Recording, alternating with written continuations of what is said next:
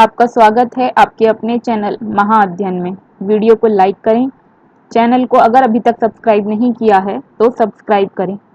आज हम करने जा रहे हैं छठी क्लास की वर्कशीट नंबर 3 और हमारी साइंस की वर्कशीट है आज, और आज की तारीख है 23 सितंबर। आज हम पढ़ने जा रहे हैं भोजन के घटक। भोजन के घटक मतलब भोजन के तत्व। यहाँ पर सबसे पहले कार्बोहाइड्रेट्स के बारे में बात की गई है। यहाँ पर लिखा है कि कार्बोहाइड्रेट्स ऊर्जा प्रदान करने वाले पोषक तत्व हैं। हमारे भोजन में उनका उपस्थित होना बहुत ज़रूरी है। आपको याद होगा हमने जो पिछली वर्कशीट की है वो भोजन के पोषक तत्वों के ऊपर की है, और उसी में से एक पोषक तत्व था हमारा कार्बोहाइड्रेट, जिसमें हमने पढ़ा था कि कार्बोहाइड्रेट्स हमारे शरीर को ऊर्जा देता है। आपको याद होगा कुछ प्रश्न हमने किए थे जिसमें हमने बात की थी कि एक खिलाड़ी को किन पोषक तत्वों वाले खाने को खाना चाहिए या उसे क्या चीज़ें भोजन में ज़्यादा लेनी चाहिए। इस तरह की बातें जब हम कर रहे थे तो उस वक्त आपको याद होगा हमने कार्बोहाइड्रेट की बात भी की थी कि हमें ऐसी ऐसी चीज़ों को खाना होगा कि जो हमें ज़्यादा ऊर्जा दें। ज़्यादा ऊर्जा मिलेगी तभी हम ज़्यादा काम भी कर पाएंगे। आगे बढ़ते हैं। देखिए यहाँ पर लिखा है कि आपको बताना है आप रोज़ क्या क्या खाते हैं। अब जो कुछ भी खाते हैं आप उसकी सूची बना लीजिए, मतलब उसे लिस्टेड करना है। यहाँ पे 6 नंबर दिए हैं, आप कोई 6 चीज़ों के नाम लिख दीजिए। जैसे हम खाते हैं, दाल खाते हैं, चावल खाते हैं, ब्रेड खाते हैं, और इसी तरीके से हम और भी बहुत सारी चीज़ें रोज़ खाते हैं। तो रूटीन में जिन चीज़ों का हम इस्तेमाल करते हैं हमें उनमें से किन्हीं भी 6 चीज़ों के नाम लिखने हैं। तो ये हमने लिखे नाम। आप अपनी इच्छा से कोई दूसरा नाम भी लिखना चाहते हैं तो लिख सकते हैं। आइए आगे बढ़ते हैं।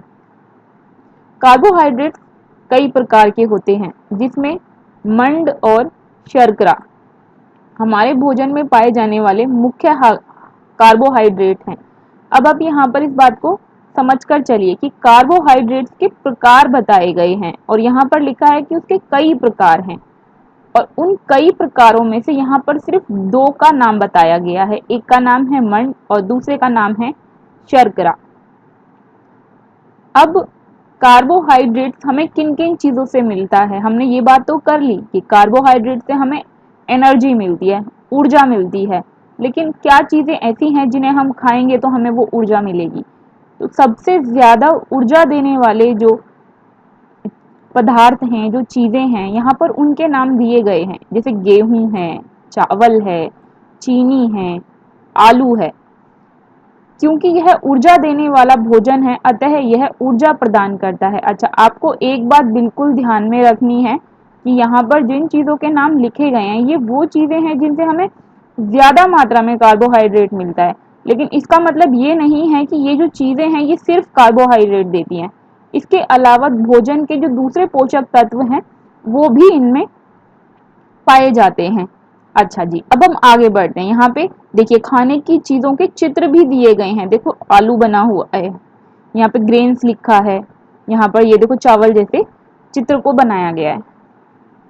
अब इसके थोड़ा सा नीचे आते हैं। यहाँ पर इन्होंने कहा है अंदाज़ा लगाना है हमें। और क्या अंदाज़ा लगाना है? अंदाज़ा हमें ये लगाना है कि कौन कौन से पदार्थ पोषक कार्बोहाइड्रेट के स्रोत हैं। और अब हमें ये बताना कहाँ से है? ये हमें बताना है इस चित्र से। यहाँ पर ये चित्र दिया हुआ है, इस चित्र को देखेंगे हम और इस चित्र को देखकर बताएंगे। देखो जैसे यहाँ पर आपको दिखाई दे रहा है रोटी। रोटी किस चीज़ से बनती है? तो हमने अभी अभी पढ़ा कि गेहूं से हमें कार्बोहाइड्रेट मिलता है और रोटी गेहूं से बनती है। तो इसका मतलब कार्बोहाइड्रेट के पोषक तत्व की जो हमें पहचान करनी है उसमें रोटी आएगी। इसी तरह से देखो यहाँ पे चावल जैसी चीज़ रखी हुई है थाली में, तो चावल का नाम भी आएगा। ये पुलाव हुआ, चावल सिंपल चावल हुए, या दूसरे तरीके के फ्राइड राइस जैसे आप लोग खाते हैं, तो जिसमें राइस है मतलब चावल है, तो वो भी कार्बोहाइड्रेट का अच्छा पोषक तत्व हो गया, या कार्बोहाइड्रेट का कार्बोहाइड्रेट नामक पोषक तत्व का अच्छा स्रोत हो गया। तो आप बाकी सभी चित्रों को देख, इस चित्र में जितनी भी बाकी सभी चीजें हैं उन्हें ध्यान से देखिए और उसके बाद खुद लिखिए। कुछ काम थोड़ा सा अपने मस्तिष्क से भी हमें करना होगा। चलिए अब आगे बढ़ते हैं। बच्चों, क्या आप पता लगा सकते हैं कि आपके भोजन में मंड उपस्थित है या नहीं? अभी अभी हमने पढ़ा कि कार्बोहाइड्रेट कई प्रकार का होता है और उसमें से दो महत्वपूर्ण हमने नाम पढ़े थे, जिसमें एक का नाम था मंड और दूसरे का नाम था शर्करा। तो अभी हम पता लगा रहे हैं कि हम किस तरह से ये जानेंगे कि हमारे भोजन में मंड है कि नहीं। अगर भोजन में मंड है तो इसका मतलब उसमें कार्बोहाइड्रेट है। यहाँ पर हमें एक विधि बताई गई है जिससे हमें ये पता चलता है कि भोजन में मंड यानी कि कार्बोहाइड्रेट है या नहीं है। हमारे पास जो भी खाने की चीज है, उस खाने की चीज में अगर हम 2 से 3 बूंद तनु आयोडीन विलयन की डाल दें और उसके बाद उसका रंग देखें। देखो यहाँ पर लिखा है, यदि खाद्य पदार्थ का रंग नीला या कालेपन में नीला, मतलब हल्का काला काला और हल्का नीला नीला दिखाई दे, तो समझिए कि उसमें मंड उपस्थित है, यानी कि उसमें कार्बोहाइड्रेट मौजूद है। मैं यहाँ पर आपको एक उदाहरण देती हूँ। आपको याद होगा कि मम्मी आलू छीलती हैं और आलू काटती हैं और उसे फटाफट पानी में डालकर रखती हैं। अगर आलू को छीलकर थोड़ी देर के लिए भी आप खुला छोड़ देंगे तो उसका रंग काला काला हो जाता है। काटने के बाद आपने अगर ऐसा देखा होगा कभी तो ठीक है, अगर नहीं देखा है तो इस बार ऐसा करके देखिएगा। जब आलू काटे जाएं फिर पानी में मत डालिएगा, उसका एक टुकड़ा बाहर छोड़ दीजिए और देखिए थोड़ी देर बाद वो काले काले रंग जैसा उसके ऊपर परत चढ़ जाती है। यहाँ तक कि सेब के साथ भी ऐसा होता है। सेब को भी अगर काट कर आप खुला छोड़ देंगे तो उस पर काला काला रंग आ जाता है। तो यहाँ पर तो खैर हमें ये परीक्षण बताया गया है कि हमें उसमें तनु आयोडीन विलयन डालना है और झट से परिणाम निकल आएगा। लेकिन झट से परिणाम नहीं भी देखना है तो आलू सेब ऐसी चीजें हैं जिसमें आपको थोड़ी देर बाद परिणाम दिखता है, जैसे वो हवा के संपर्क में आते हैं और हमें ये पता चलता है कि जैसे अभी हम बात भी कर चुके हैं कि आलू के अंदर कार्बोहाइड्रेट अच्छी मात्रा में होता है। तो ये एक पहचान है जिससे आप ये पता लगा सकते हैं कि कार्बोहाइड्रेट हमारे उस पदार्थ में है या नहीं जिसकी हम बात कर रहे हैं। चलिए आगे बढ़ते हैं। सोचिए और उत्तर दीजिए। चावल और गेहूं कार्बोहाइड्रेट के अच्छे स्रोत हैं? तो हैं, हमने ये अभी अभी पढ़ा था। उसके बाद आलू में सिर्फ कार्बोहाइड्रेट होता है, तो मैंने आपको बताया था कि हम जिन भी वस्तुओं को या पदार्थों को खाते हैं उसमें सिर्फ एक ही पोषक तत्व हो ऐसा नहीं होता है, एक से ज्यादा पोषक तत्व उसमें होते हैं। बस इतना होता है कि कोई पोषक तत्व ज्यादा मात्रा में होता है, कोई पोषक तत्व किसी में कम मात्रा में होता है। तो आलू में भी कार्बोहाइड्रेट्स के अलावा और भी बहुत सारी चीजें पाई जाती हैं। विटामिन मिलते हैं जिसमें ए भी है, डी भी है, प्रोटीन भी है और भी चीजें हैं जिन्हें हम पोषक तत्व कहते हैं। चीजें मतलब और भी पोषक तत्व आलू में हमें मिलते हैं। खिलाड़ियों को खेलने के लिए सिर्फ मक्खन खाना चाहिए।